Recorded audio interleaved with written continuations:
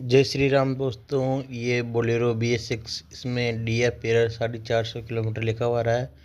और फिर हमने लैपटॉप लगाया तो इसके अंदर अंडर प्रेशर कोड और लीकेज का कोड आ रहा था। तो ये देखो, DF में ट्रिक कंट्रोल अंडर प्रेशर और back flow pump pressure low बता रहा था। तो फिर मैंने इसका डोजिंग मॉड्यूल खोला और इसको क्लीन किया गर्म पानी से क्लीन करने के बाद वापस लगाया हमने। रूटीन टेस्ट किया।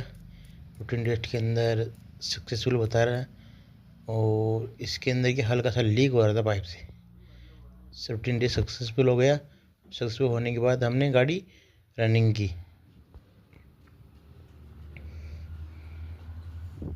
एक बार और जाम जो निकल रहे अंदर चौक हो रहा है इसमें। हाँ।